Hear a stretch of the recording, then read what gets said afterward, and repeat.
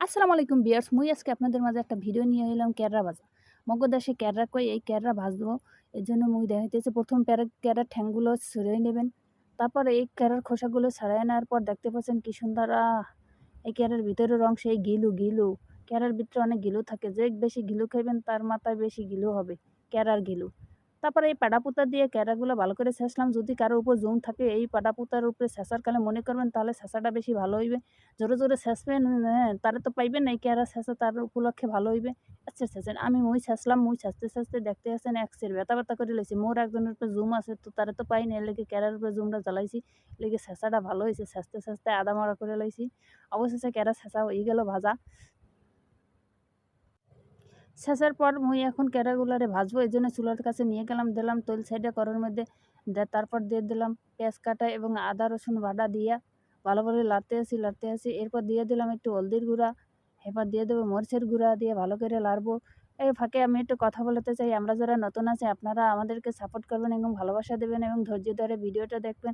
আমরা long video বানাইলে আপনারা অনেকক্ষণ ৩ মিনিটের ভিডিও ২ মিনিট দেখে শেষ করে ফেলান, তাতে কি হয়? তাই সবাইকে ভালোবাসা দেবেন এবং সবার পাশে থাকবেন, ধৈর্য ধরে ভিডিও দেখবেন এবং গঠনমূলক সুন্দর একটা কমেন্ট করবেন। মোরা এত কষ্ট করে ভিডিও বানাই আপনাদের একটু কমেন্টের জন্য, আপনাদের একটু সাপোর্টের জন্য। এরপর হলদি মরিচ দিয়ে ভালো মতো কষাইলাম। কষাইতে ভালো করে কষাইতে হইব।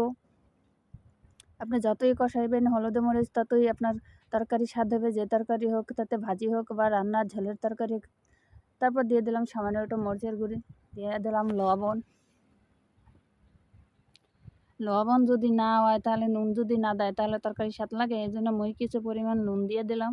নুন দেওয়ার পর ভালো মতো নাড়লাম আবারও।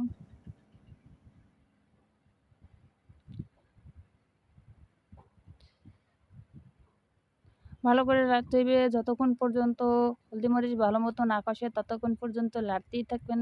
এগরাইয়ে আস্তে লাড়তে থাকবেন। যত লাড়বেন ততই স্বাদ। তারপর মই ডাইল্লা দিলাম এই ছেঁচা ক্যারা, দেখতেন কাঁচামরিচও দিছে এর মধ্যে। আপনারা চাইলে কাঁচামরিচ বেশি করে দিতে পারেন, আবার কম করেও দিতে পারেন। যে যেরকমের ঝাল খান সেরকমভাবে দেবেন। মই ঝাল একটু কম খাই, আবার বেশিও খাই। এজন্য মোর পরিমাণ মতো ঝাল দিলাম। এরপর ভালো মতো লাড়তে থাকবেন। না নাড়লে কিন্তু নিচে গনে পুড়িয়া লাগিয়া যাইবে। পোড়া গন্ধ হইবে। এই দেখেন যতক্ষণ না হইবে ততক্ষণ পর্যন্ত ভাজতে থাকবেন। তেলের উপরে ভাজতে থাকবেন। পানি দিলে আবার স্বাদ লাগবে না। ক্যারা ভাজা তেলের উপরে ভাজতে হয়, এজন্য ভালো মতন ভাজবেন। লাড়তে থাকবেন যতক্ষণ না হইবে ততক্ষণ পর্যন্ত লাড়তে থাকবেন।